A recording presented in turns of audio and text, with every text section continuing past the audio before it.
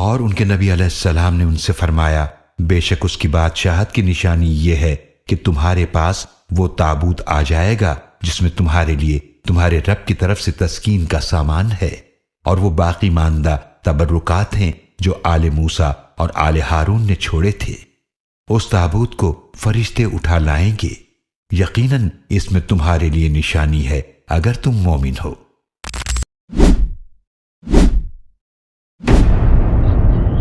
اس آیت مبارکہ میں لفظ تابوت کا مطلب صندوق اور سکینہ کا مطلب ایسا سامان جس سے دلوں کو سکون اور راحت ملے، یعنی اس صندوق میں ایسا سامان تھا جس کی برکت سے دلوں کو مضبوطی اور تسکین ملتی تھی۔ تفاسیر کے مطابق یہ صندوق سب سے پہلے حضرت آدم علیہ السلام پر جنت سے اتارا گیا تھا۔ یہ شمشاد نامی لکڑی سے بنا ہوا تھا۔ اس مقدس و متبرک صندوق میں حضرت آدم علیہ السلام اپنا ضروری سامان رکھا کرتے تھے۔ یہ صندوق نسل در نسل چلتا ہوا حضرت یعقوب علیہ السلام تک پہنچا۔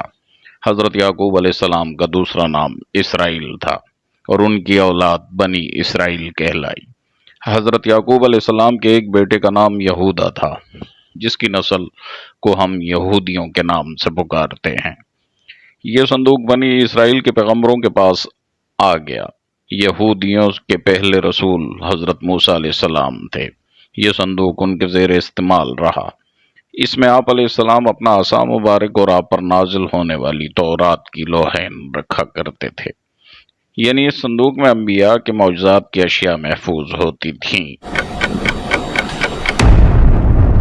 حضرت موسیٰ علیہ السلام اور حضرت ہارون علیہ السلام کے دنیا سے رخصت ہونے پر ان کے لباس، عصا مبارک، حمامہ مبارک اور آسمان سے اتارا جانے والا من و سلوہ بھی اس صندوق میں محفوظ کر دیا گیا، اور یہ صندوق قوم کے سرداروں کی تحویل میں چلا گیا۔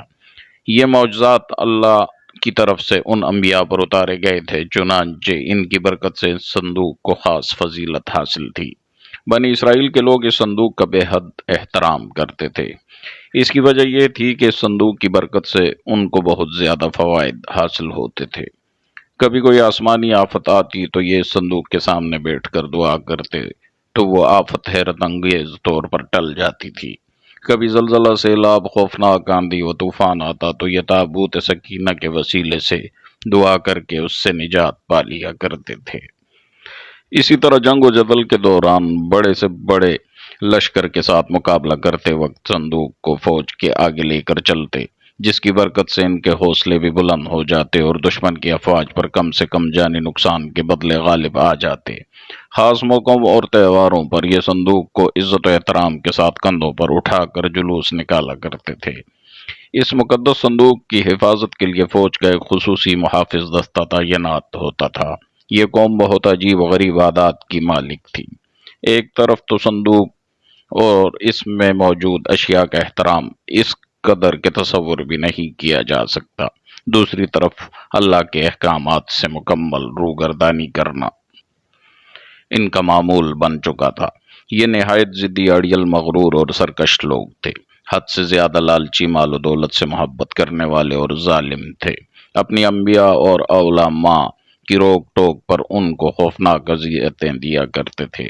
جب ان کی سرکشی حد سے بڑھنے لگی تو اللہ نے ان کو عذاب دینے کے لیے ان پر قوم عمال کا مقرر کر دی۔ اس قوم کے بادشاہ جالود نے ان پر انتہائی زبردست حملہ کیا، ان کی بستیاں اجاڑ دی، شہروں کو جلا کر راکھ کر دیا، بے شمار لوگوں کو قتل عام کر کے ہلاک کر دیا اور تابوت سکینہ چھین کر ساتھ لے گیا۔ مفسرین کے مطابق اس نے تابوت کو گندگی کے ڈھیر پر پھینک دیا۔ تابوت کی اس بے حرمتی پر اللہ تعالیٰ کی طرف سے قوم عمالقہ پر اللہ کا عذاب نازل ہوا۔ جس شہر کے گندگی کے ڈھیر پر یہ صندوق پھینکا گیا تھا، اس شہر میں ایک عجیب سی وبا پھوٹ پڑی جس کا کسی حکیم معالج کے پاس علاج نہیں تھا۔ لوگ بہت تیزی سے لقمہ اجل بن رہے تھے۔ لوگ پریشان ہو کر حاکم شہر کے پاس پہنچے۔ اس نے کاہنوں کو جمع کیا اور ان سے اس عذاب کی وجہ معلوم کرنا چاہی۔ کاہنوں نے حساب لگا کر بتایا کہ اس عذاب کی وجہ تابوت سکینہ کی شدید بے حرمتی ہے۔ وہ لوگ تابوت سکینہ کو بنی اسرائیل کو کسی صورت واپس نہیں کرنا چاہتے تھے، چنانچہ یہ صندوق ایک دوسرے شہر پہنچا دیا گیا۔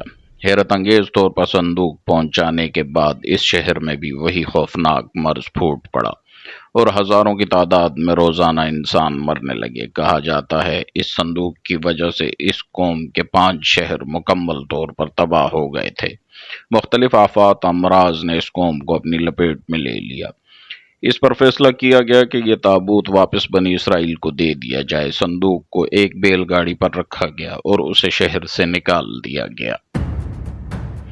خدا کی قدرت سے بیل اس صندوق کو لے کر بنی اسرائیل کے ملک کی طرف روانہ ہو گئے۔ دوسری جانب اس زمانے میں بنی اسرائیل میں حضرت شموئیل علیہ السلام مبعوث کیے گئے تھے۔ حضرت شموئیل علیہ السلام طالوت کو، جو کہ ایک نیک انسان تھے، بنی اسرائیل کا بادشاہ بنانا چاہتے تھے، جبکہ بنی اسرائیل حسب معمول سرکشی اختیار کیے ہوئے تھے، اپنے نبی کی کسی بات پر عمل کرنے کو تیار نہیں تھے۔ آخر قوم کے سرداروں نے جان چھڑانے کی خاطر حضرت شموئیل علیہ السلام سے مطالبہ کیا کہ اگر وہ اللہ کے سچے نبی ہیں اور چاہتے ہیں کہ ان کا حکم مانا جائے تو وہ دعا کریں کہ ان کا قیمتی اور مقدس تابوت سکینہ ان کو واپس مل جائے۔ اگر ان کی دعا قبول ہو گئی تو وہ ان کی ہر بات ماننے کے لیے تیار ہیں۔ اس پر حضرت شموئیل علیہ السلام نے حکم ربی سے ان کے ساتھ وعدہ کر لیا کہ تابوت سکینہ اگلے روز صبح تک خود بخود ان کے پاس پہنچ جائے گا۔ اس پر سردار ان کا مذاق اڑانے لگے، کیونکہ وہ قوم عمالقہ کے غضبناکی سے اچھی طرح واقف تھے اور جانتے تھے کہ ان کے قبضے سے اس تابوت کا واپس ملنا ناممکن تھا۔ اگلے روز بیل گاڑی پر لدا ہوا تابوت سکینہ ان تک پہنچ گیا، جس پر حسب وعدہ انہوں نے اپنے نبی کا حکم مان کر طالوت کو اپنا بادشاہ تسلیم کر لیا۔ تابوت سکینہ دوبارہ حاصل ہونے پر اس قوم کے حالات میں ایک بار پھر بہتری آنے لگی، لیکن ان کے اعمال وہی رہے۔ پھر حضرت داؤد علیہ السلام کا دور آیا۔ اس وقت تک یہ قوم خانہ بدوشوں کی سی زندگی گزار رہی تھی اور تابوت سکینہ بھی ایک خیمے میں رکھا جاتا تھا۔ حضرت داؤد علیہ السلام نے ان کے لیے ایک عبادت گاہ تعمیر کرنے کا ارادہ کیا، جسے ان کے بیٹے حضرت سلیمان علیہ السلام نے بیت المقدس کے مقام پر عظیم الشان عبادت گاہ کی شکل میں پایہ تکمیل تک پہنچایا۔ تابوت سکینہ کو خیمے سے نکال کر اس عبادت گاہ میں رکھ دیا گیا۔ اس عبادت گاہ کے تابوت سکینہ والے حصے میں سوائے انبیاء اور سب سے بڑے عالم کے کسی کو جانے کی اجازت نہیں تھی۔ حضرت سلیمان علیہ السلام کی وفات کے بعد ان کی انگوٹھی مبارک بھی اسی تابوت میں محفوظ کر دی گئی۔ جب حضرت زکریا علیہ السلام کا زمانہ آیا تو اس وقت تک یہ قوم اس قدر گمراہی میں ڈوب چکی تھی کہ اللہ کے پیغمبروں کی تذلیل و تحقیر ان کا معمول بن چکی تھی۔ ان پر ظلم و تشدد کے لیے عام سی بات تھی۔ جب زکریا علیہ السلام کو زندہ آرے سے چیرا گیا اور بعد میں ان کے بیٹے حضرت یحییٰ علیہ السلام کو انتہائی بے رحمی سے قتل کیا گیا تو اللہ تعالیٰ ان سے سخت ناراض ہو گیا۔ یہ حضرت عیسیٰ علیہ السلام کی پیدائش سے 586 سال پہلے کی بات ہے کہ حضرت یحییٰ علیہ السلام کے قتل کے تھوڑے ہی عرصے بعد عراق کے بادشاہ بخت نصر نے اسرائیل پر بہت بڑا حملہ کیا۔ اسرائیل کی اینٹ سے اینٹ بجا دی، لاکھوں یہودیوں کو قتل کیا اور لاکھوں کو غلام بنا لیا اور بیت المقدس کو مکمل تباہ کر دیا۔ اس میں رکھے تابوت سکینہ کو اپنے قبضے میں لے کر اپنے ساتھ چلا گیا۔ یہ وقت بنی اسرائیل پر تاریخ میں سب سے کڑا تھا۔